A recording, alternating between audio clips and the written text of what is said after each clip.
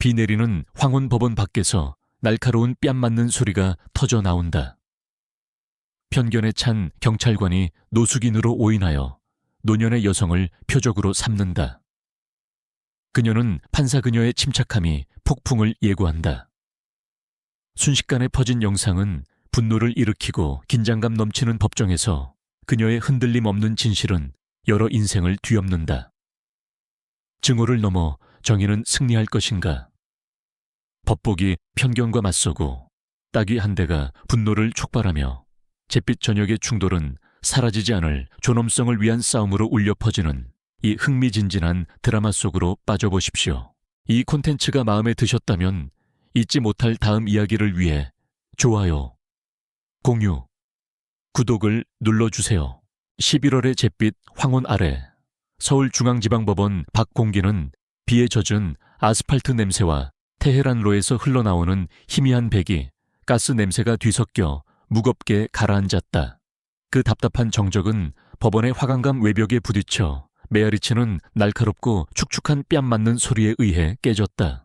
미끄러운 포장도로의 좁은 길은 우뚝 솟은 은행나무들과 법원의 신고전주의 양식 기둥들의 길게 드리워진 그림자 옆으로 뻗어 있었다. 하늘은 낮게 깔린 구름으로 멍들어 있었고 그 가장자리는 안개 속으로 희미해져 오후 5시 40분에 깜빡이며 켜지는 나트륨 가로등 불빛을 흐릿하게 만들었다. 저녁 공기는 차가웠고 섭씨 11도의 날카로운 기온이었다. 비는 보도 위를 두드리고 지나가는 행인들의 어깨 위에서 반짝이는 꾸준한 이슬비로 내리고 있었다. 어둠 속에서 검은 꽃처럼 흔들리는 우산들은 모든 소리를 증폭시켰다. 나무십 위를 두드리는 물방울 소리, 도시를 가르며 울리는 먼 사이렌 소리, 희미해지는 빛 속에서 메트로놈처럼 법원첨에서 떨어지는 꾸준한 빗방울 소리. 홍은숙 부장판사는 유해체 7세 법대에서 30년을 보낸 경험으로 다져진 흔들림 없는 시선과 서울의 복잡한 법조계를 수십 년간 헤쳐나가며 연마된 조용한 강인함을 지닌 여성이었다. 그녀는 오후 5시 45분 법원 계단 바로 너머에 서 있었다. 비옷은 흠뻑 젖었고 작은 은색 지갑은 오른손에 꽉 쥐어져 있었으며 왼손은 바람에 풀어진 양모 스카프를 고쳐 메고 있었다. 논쟁적인 양유권 사건 판결로 긴 하루를 보낸 후에 드문 취약한 순간이었다. 그녀의 백발은 축축한 후드 아래 단단한 쪽머리로 묶여 있었고 몇 가닥이 세월의 흔적이 엿보이는 뺨에 달라붙어 있었다. 그녀의 침착하고 차분한 갈색 눈은 조용한 경계심으로 거리를 훑어보았다. 코트를 통해 스며드는 한기에도 불구하고 손은 흔들림 없었다. 숨결은 빛 속에서 희미한 안개가 되었다. 그녀는 운전기사를 기다리고 있었다. 남편과 5년 전 사별한 후 정의와 고독이라는 절제된 리듬으로 살아온 그녀의 삶. 그녀의 존재감은 위험이 있으면서도 겸손했다. 폭행당하기 전까지는 그녀는 30년간 서울중앙지방법원에서 근무했다. 그녀의 법복은 투지와 공정함으로 얻은 권위의 상징이었고 그녀의 경력은 여전히 과거와 씨름하는 도시에서 조용히 장벽을 허문 증거였다. 그녀의 뿌리는 전주에서의 어린 시절로 거슬러 올라간다. 그곳에서 교사 생활을 하다가 서울대학교에서 법학을 공부했다. 아버지가 들려주신 민주화 운동 이야기가 그 길을 열어주었다. 최유진 순경은 35세 날카로운 목소리와 서울경찰청 재직 기간 동안 새겨진 편견, 특히 노인이나 사회적 약자에 대한 애대한 좋지 않은 평판을 가진 여성이었다. 그녀는 길 건너편에 주차된 순찰차의 그늘에서 나타났다. 찌푸린 미간 아래 파란 눈이 짜증스럽게 번뜩였고 비에 젖은 제복 아래 마른 몸은 긴장되어 있었다. 숨결에서는 긴 근무 끝에 마신 커피의 희미하고 날카로운 향이 났다. 그녀는 허세와 인맥, 은퇴한 경찰 간부였던 삼촌. 이 뒤섞여 승진해왔다. 그녀의 자신감은 민원이 묵살되고 책임감보다 충성심이 우선시되는 경찰서에서 만들어진 가면이었다. 그녀의 마음은 피로와 통제력을 행사하고 싶은 들끓는 욕구로 뒤엉켜 있었다. 그녀의 기록에는 5건의 공식 민원이 점철되어 있었고 모두 조사를 중시하기보다는 침묵을 중시하는 시스템에 의해 묻혀버렸다. 그녀는 계단 근처에 서 있는 홍 판사를 발견했다. 비옷과 스카프가 그림자 속에 그녀를 가리고 있었고 법원 근처에서 너무 가까이 서성거리는 노숙인으로 오인했다.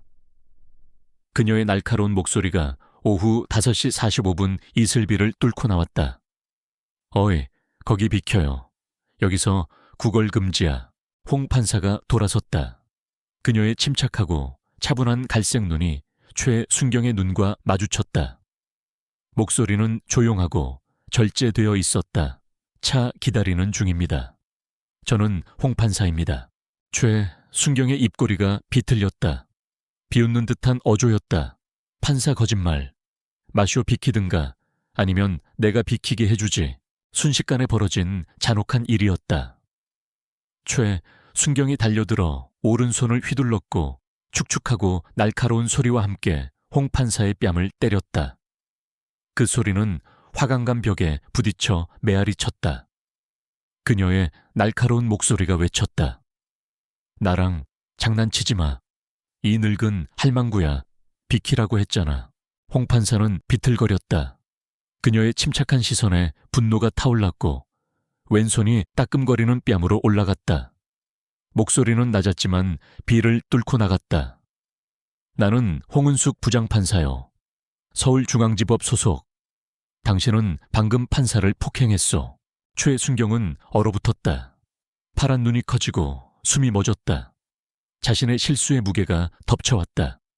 그녀의 날카로운 목소리가 흔들렸다. 거짓말 말도 안 돼. 행인들이 멈춰서서 휴대폰을 번쩍이며 촬영했다. 그들의 숨막히는 소리는 이슬비 속의 합창이었다. 홍 판사는 꼿꼿이 서 있고 최순경은 비틀거리며 물러섰다. 편견이 카메라 불빛에 바이럴 속에서 적나라하게 드러났다. 이제 끝이야. 홍 판사가 혼잣말처럼 속삭였다. 최순경은 걷잡을 수 없이 커지는 실수를 보았다. 홍 판사는 증오를 보았다. 그것은 법대에서 수년간 연마된 그녀의 결의에 불꽃을 일으켰고 그녀의 마음은 이미 존엄성을 되찾을 법정으로 달려가고 있었다. 영상은 들불처럼 퍼져나갔고 오후 6시 1분까지 대중의 분노가 불붙었다. 그들의 충돌 정의와 진실을 둘러싼 폭풍 판사의 엄정한 시선처럼 짓누르며 내려앉기를 기다리는 서울의 잿빛 황혼도시에 비해 젖은 거리는 그녀의 저항을 지켜보는 음울한 증인이었다. 12월의 쌀쌀한 아침 서울중앙지방법원은 윙윙거렸다. 대리석 복되는 발걸음 소리가 메아리 쳤고 광택나는 바닥에 부딪혀 꾸준한 북소리처럼 서늘하고 건조한 공기를 타고 흘렀다. 잘 닦인 참나무 냄새가 먼지 쌓인 구석에 쌓인 낡은 서류들의 희미한 곰팡내와 뒤섞였다.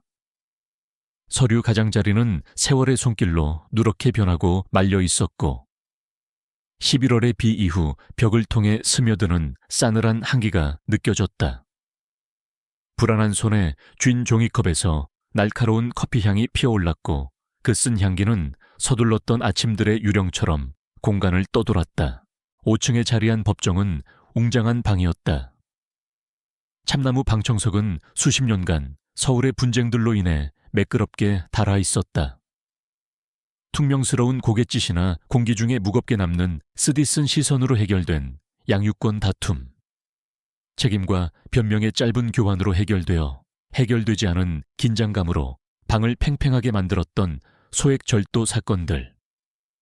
마지못한 악수나 공허한 사과로 끝나 속삭이는 대화의 낮은 운걸거림 속으로 사라진 민사 소송들 벽에는 엄숙한 얼굴의 판사들의 빛바랜 초상화들이 걸려 있었고 그 가장자리는 시간의 무게와 높은 창문을 통해 스며드는 차가운 공기 아래 말려 있었다.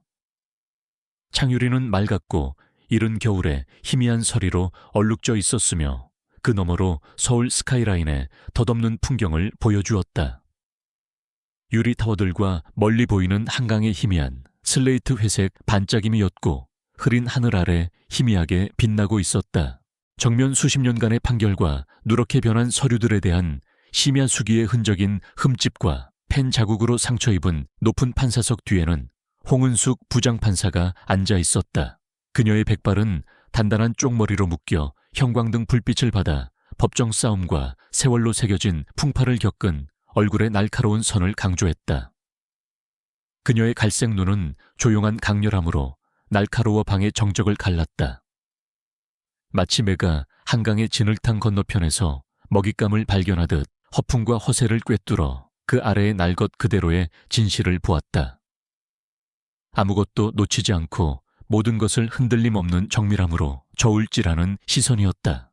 그녀의 법복은 수년간의 규율로 단련된 단단한 체격 위에 깔끔하게 걸쳐 있었다. 법학공부 전 전주에서 교사로 일했던 시절의 넓은 어깨. 한때 시끄러운 교실 너머로 교훈을 외쳤던 것처럼 권위로 안정된 목소리. 망치와 펜을 휘두르며 안정된 손정의를 회피할 여지 없이 명확하게 움켜쥐어 희미하게 마디가 굵어진 손가락. 그녀의 목소리는 30년간 법대에서 연마된 단호하고 꾸준한 말투였고 수많은 법정 공방을 통해 단련된 강철을 품고 있었다. 그녀가 심리를 시작하며 선언하는 어조는 쌀쌀한 공기를 갈랐다. 마치 조용한 새벽에 채찍이 터지는 소리처럼. 최유진 대 홍은숙 폭행 심리 12월 5일 시작합시다. 여러분, 간결하게 진행하죠. 감정이 아니라 사실을 원합니다. 변명이 아니라 증거를 위해 여기 있는 겁니다. 제 사건 목록은 꽉 찼고 이 추인은 꾸물거림을 기다려주지 않습니다. 그러니 움직입시다. 홍 판사는 높은 판사석에 앉아 있었다. 사건에도 불구하고 주재 판사로서의 역할은 흔들림 없었다. 그녀의 폭행 사건은 순번 배정에 따라 그녀의 재판부에 배당되었다. 그녀의 공정성을 증명하는 것이었다. 증거는 꼼꼼하게 그녀 앞에 쌓여 있었다.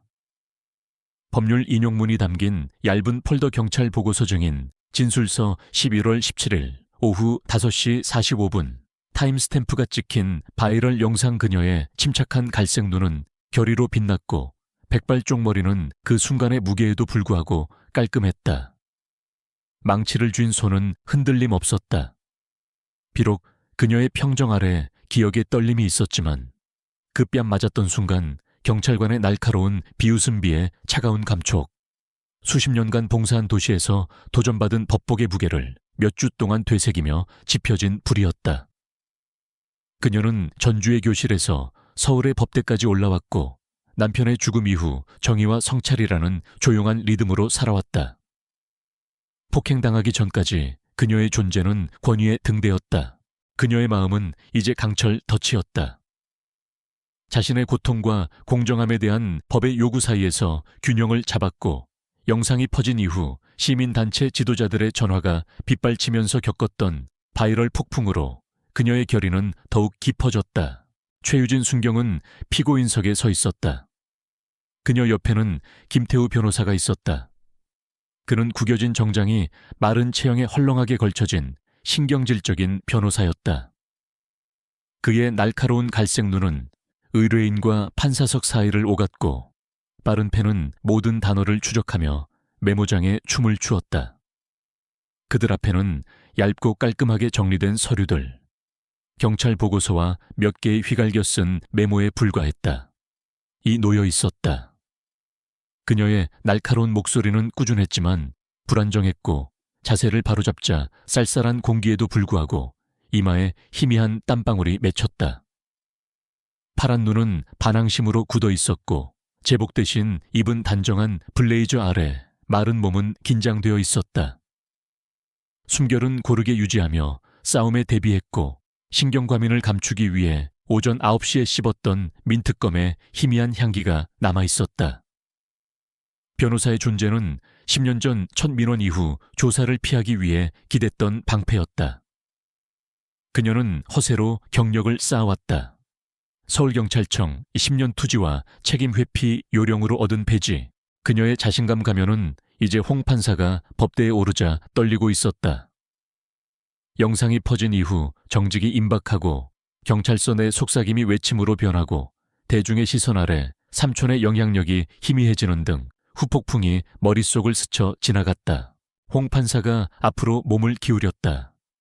팔꿈치를 판사석에 단단히 고정하고 갈색 눈은 포식자의 집중력으로 서류들을 훑었다.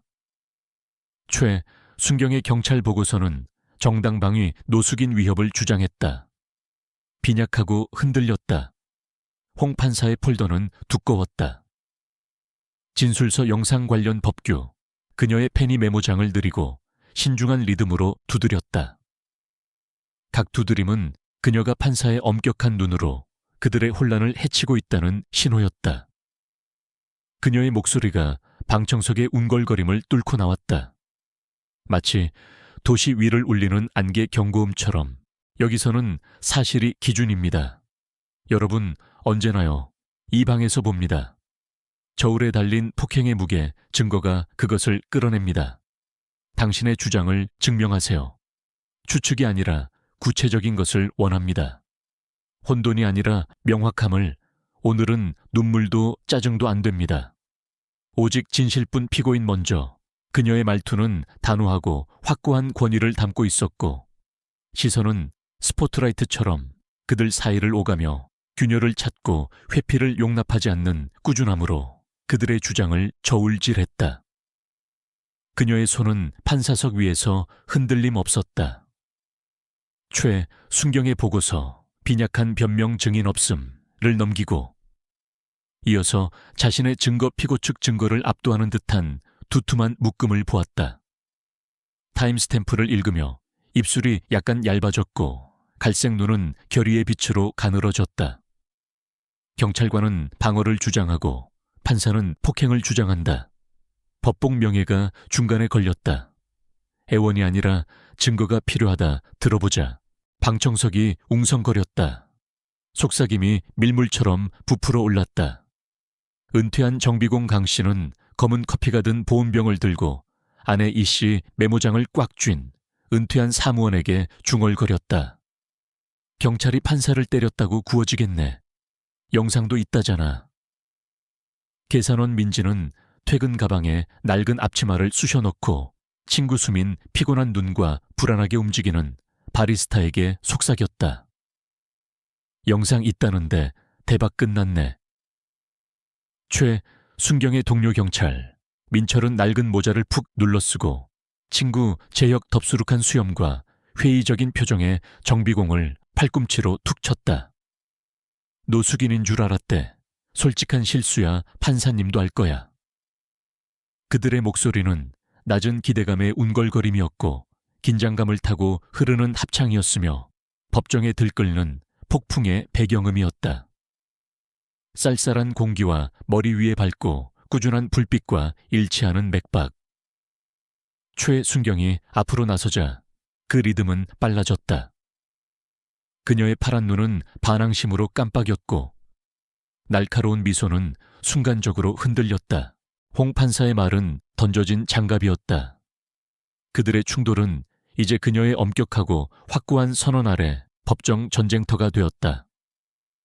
높은 창문 너머로 희미하게 보이는 서울의 잿빛 황혼서리로 흐릿해진 강도시의 조용한 확장은 그들의 풀려나는 진실을 지켜보는 음울한 증인이었다.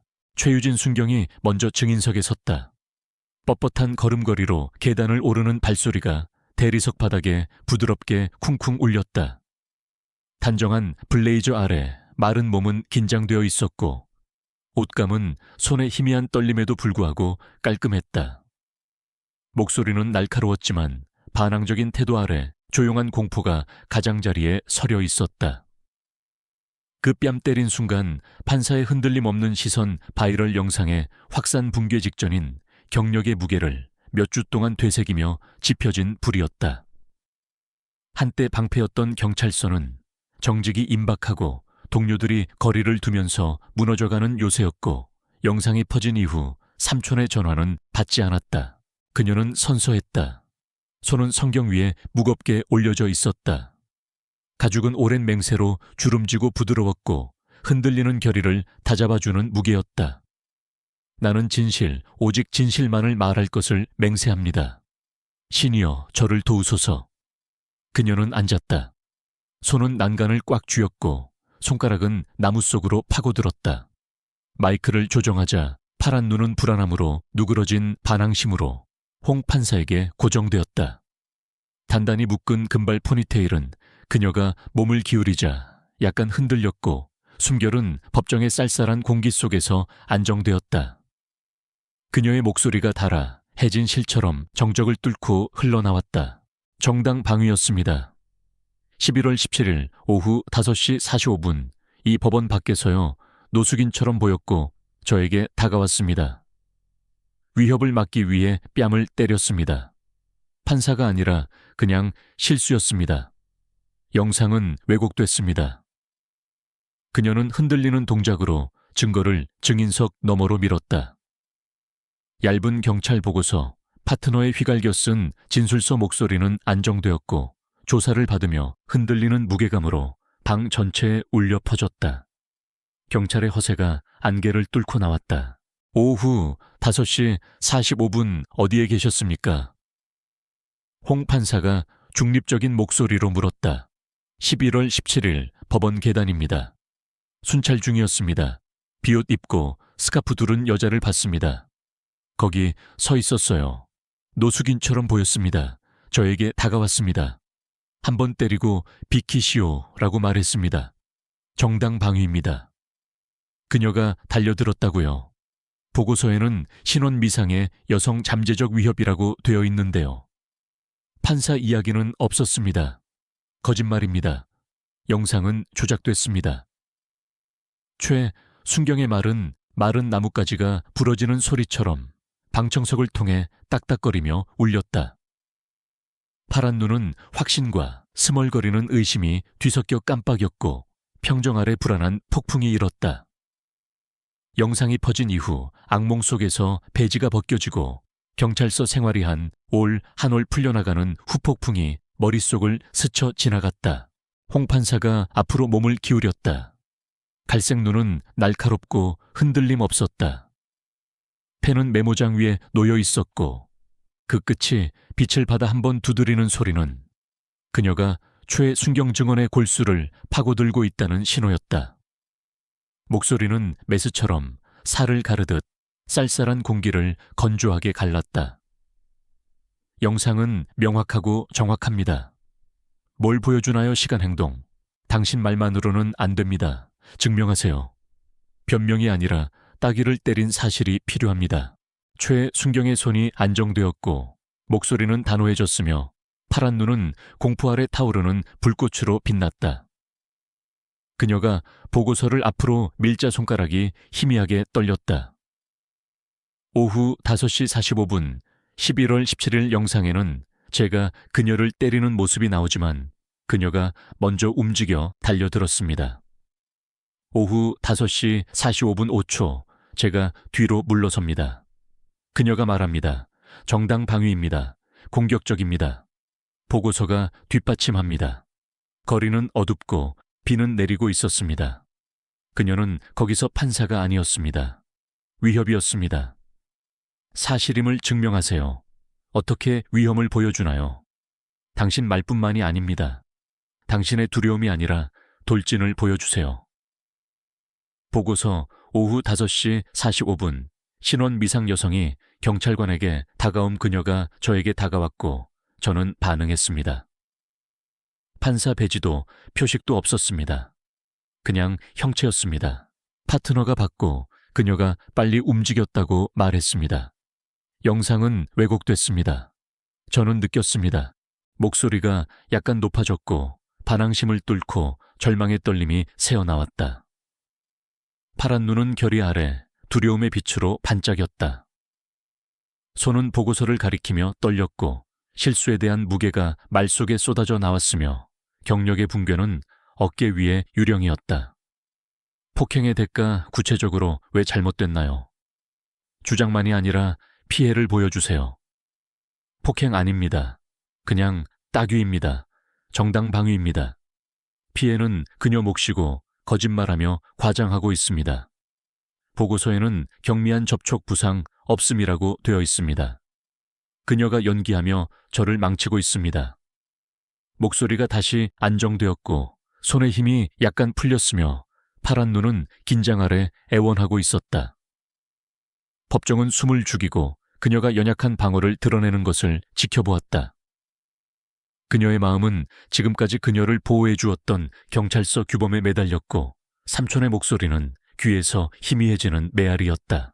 홍 판사가 휘갈겨 썼다. 목소리는 바깥 서울 서리처럼 건조했고 말투는 절제되었지만 날카로웠다. 영상이 당신 주장을 훔쳐가네요. 흔들리고 있어요. 원고 증거, 다음 허튼 소리가 아니라 사실이 필요합니다. 계속하세요. 재판장으로서 홍 판사는 제출된 증거와 증언에 기반하여 원고의 주장을 요약했습니다. 원고 홍은숙 판사는 폭행을 주장합니다.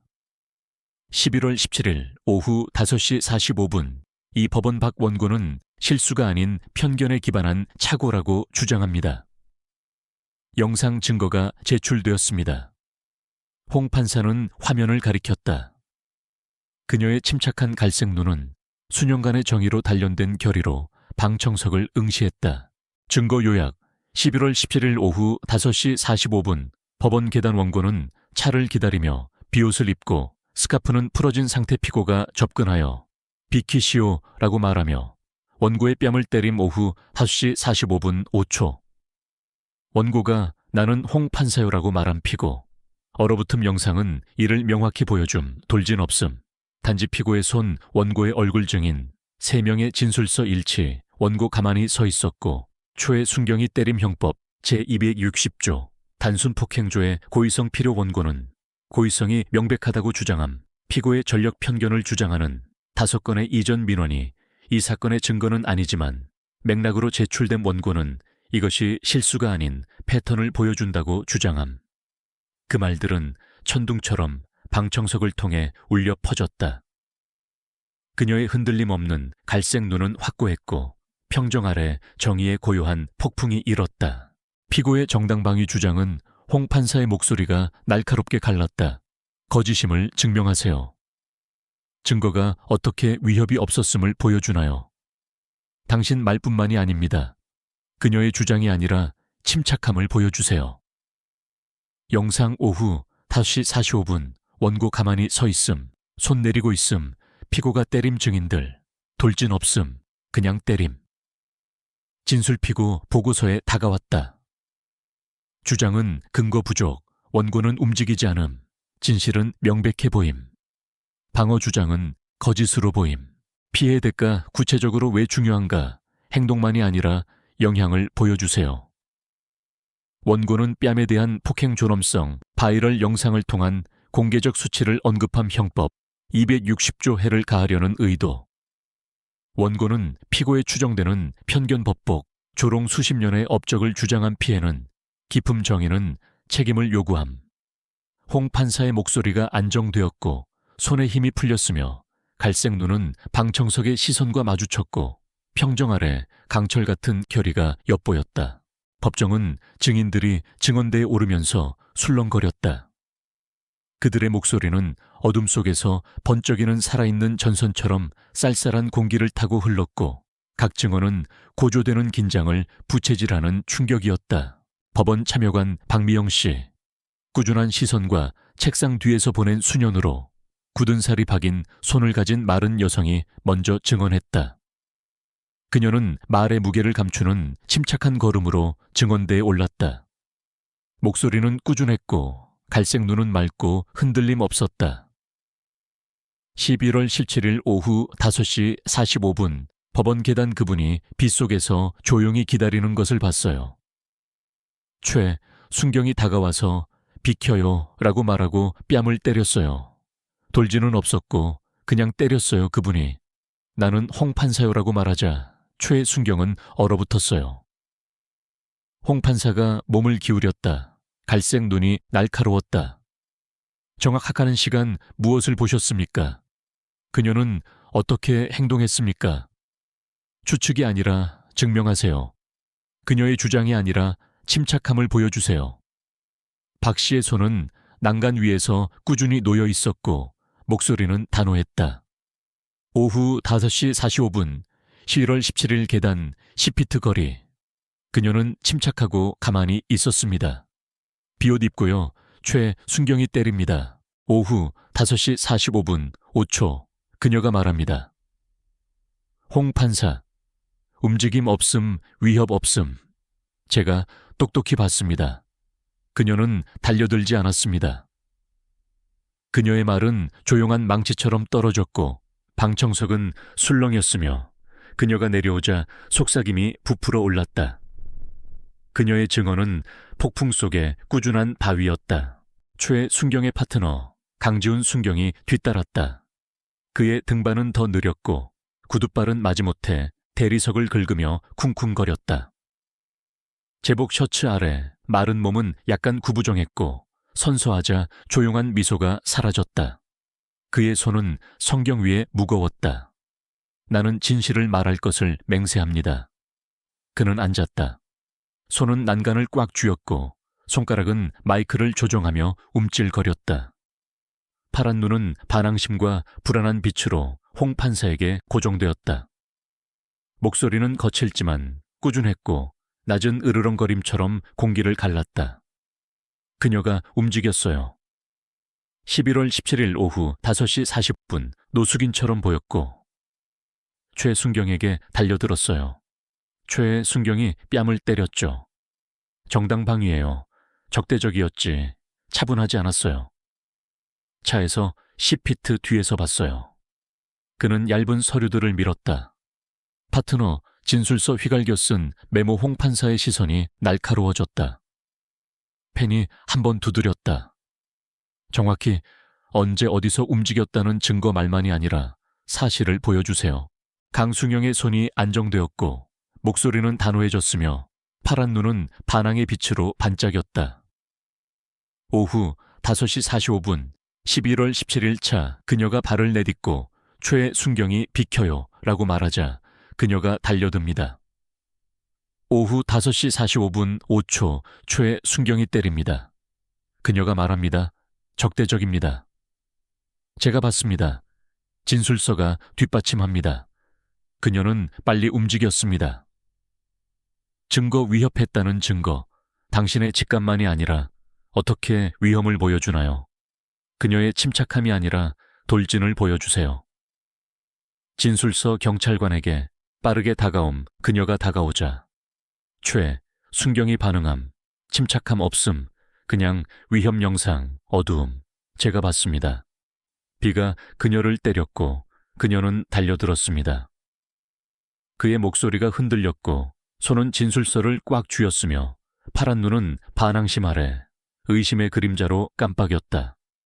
행동 왜 때렸나? 그녀가 뭘 했나?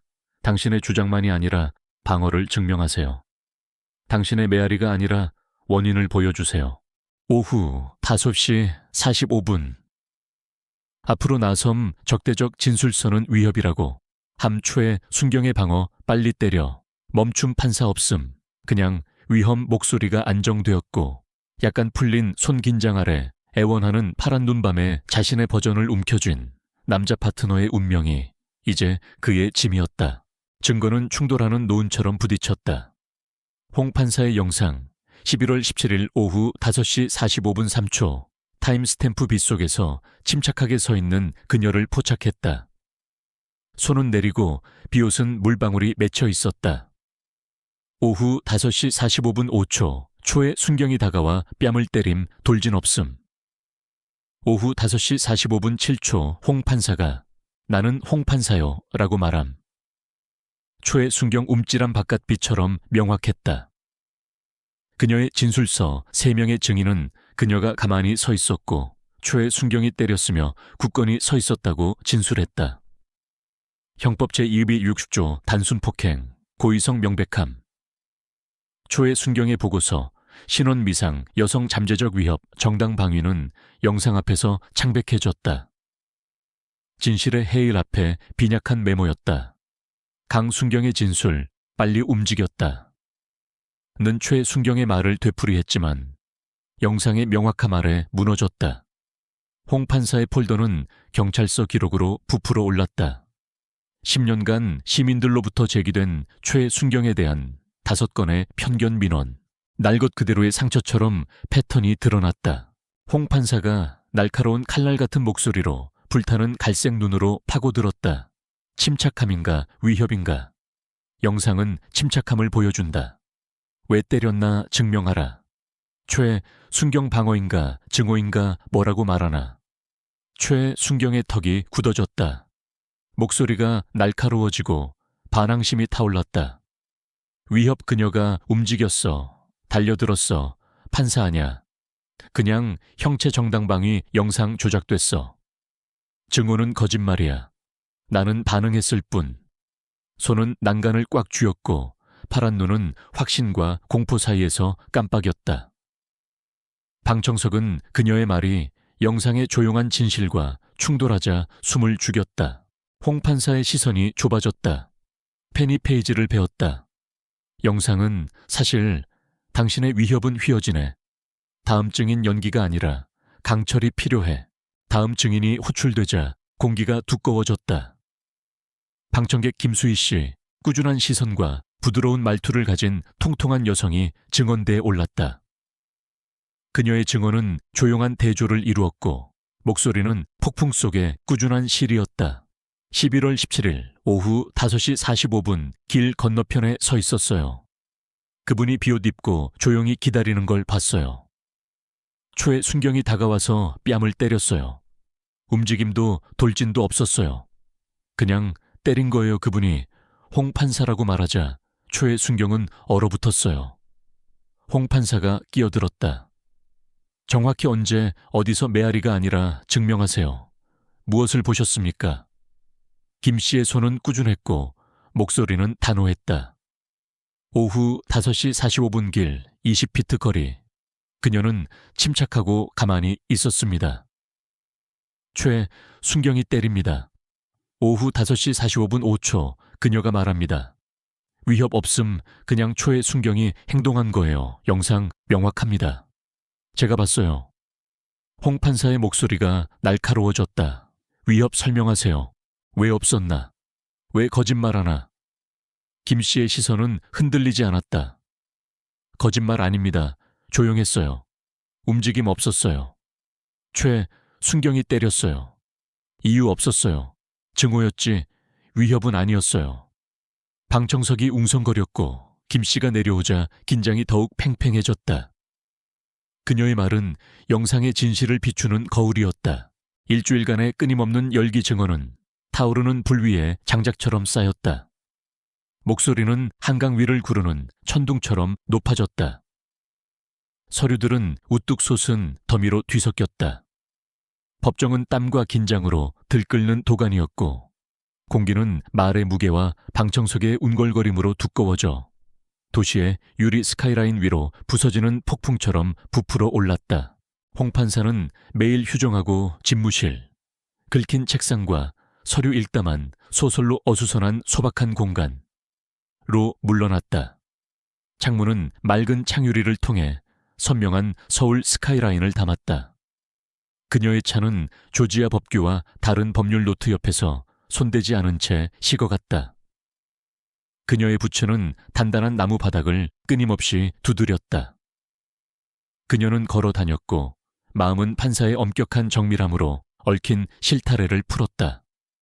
모든 단어, 모든 시선, 모든 증거 조각을 아래에서 소용돌이치는 감정의 흐름과 비교하며 저울질했다. 남편의 기억은 조용한 동반자였고 아버지의 민주화 운동 이야기는 강철 척추였으며 전주 뿌리는 꾸준한 맥박이었다. 그녀는 월요일 12월 12일에 돌아왔다. 법복이 바스락거리며 판사석에 올랐고 목소리는 단호했으며 방의 웅걸거림을 침묵 속 칼날처럼 갈랐다. 갈색 눈은 방청석을 훑고 최 순경에게 멈췄다. 강물의 끊임없는 흐름 아래 돌처럼 그녀를 짓누르는 무게감이었다. 그녀의 존재는 폭풍 속에 엄격한 닻이었고 말투는 날카롭고 단호했다. 영상은 유죄를 입증합니다. 그녀의 폭행 편견 유죄 11월 17일 오후 5시 45분 혐의 인정됩니다. 그녀가 앞으로 몸을 기울였다. 펜이 한 번 두드렸다. 단호하고 울리는 타격 목소리가 높아졌고 갈색 눈은 강 위로 부서지는 폭풍처럼 타올랐으며 말은 방을 침묵시키는 천둥이었다. 증거는 거짓말하지 않습니다. 최순경, 당신은 거짓말을 합니다. 영상 11월 17일 5시 45분 3초. 나는 침착하고 손은 내리고 비옷 입고 있음.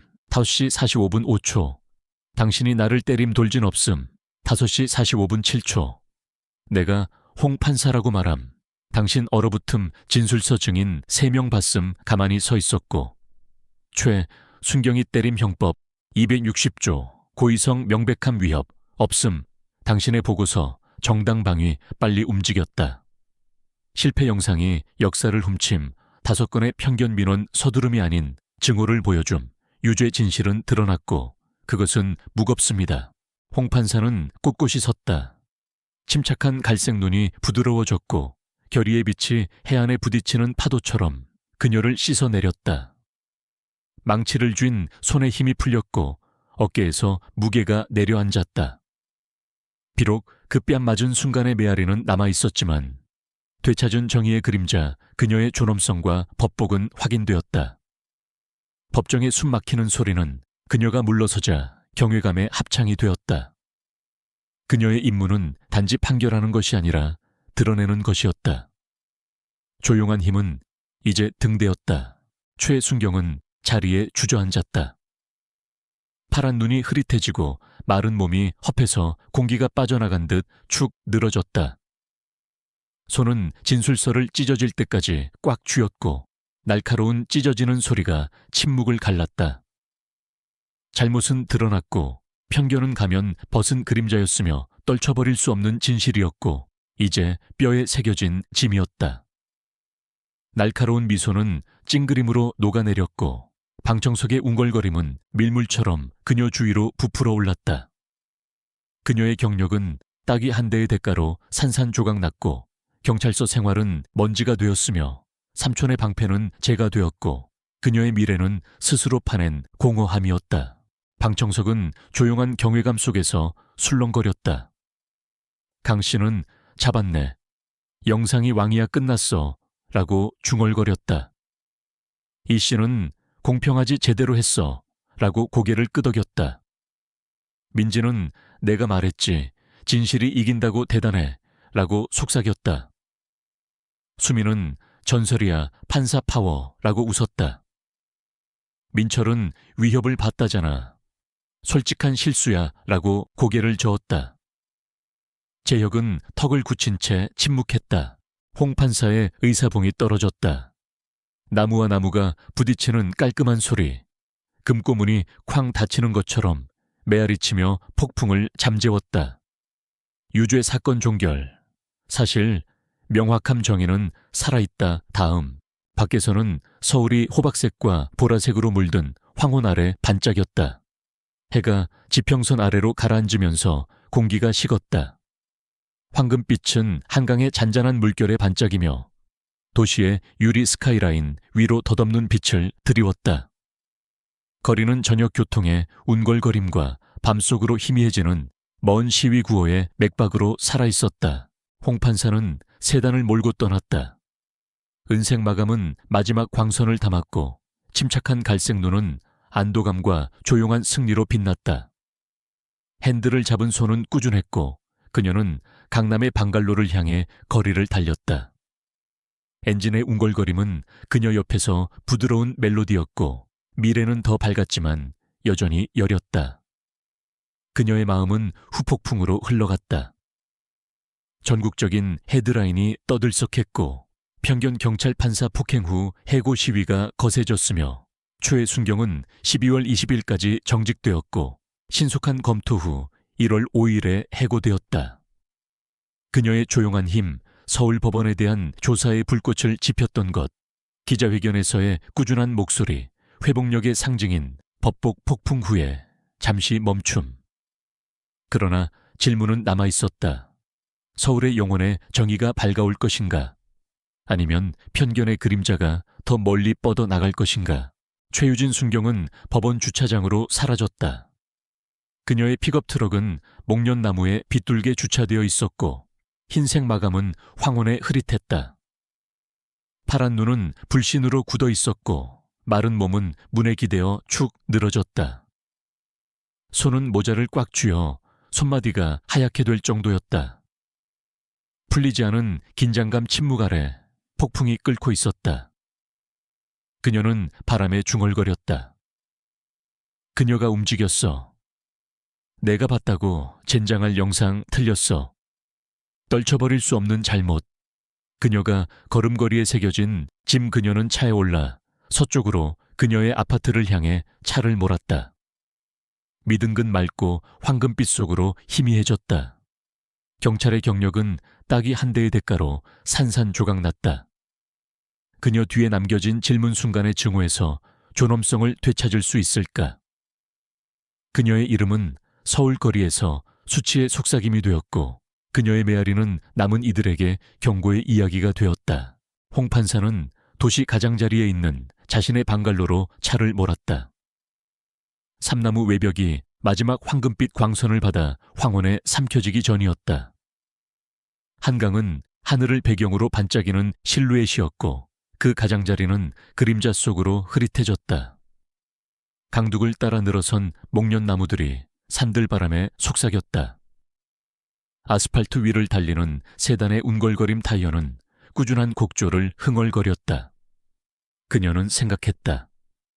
딱 위에 폭력적인 전환으로 묶인 판사와 도시 사이에 평등이 피어날 것인가? 정의의 무게는 부드러워질 것인가? 아니면 황혼 속으로 더 멀리 떠내려갈 것인가? 증오로 새겨진 상처는 무엇으로 치유되는가? 법복을 입은 여성과 수치를 아는 경찰관을 기다리는 것은 무엇인가? 질문은 서울의 조용한 밤에 광활하게 열려 반짝였다. 미해결된 진실 황혼 속으로 이어지는 이야기. 다음 장은 법정 너머, 강 너머 약속처럼 도시에 내려앉은 빛 너머에서 기다리고 있었다. 잿빛 황혼의 심판의 잿더미에서 무엇이 솟아오를지에 대한 속삭임. 그녀의 유산은 등대였고 그녀의 싸움은 여전히 깜빡이는 불꽃이었다.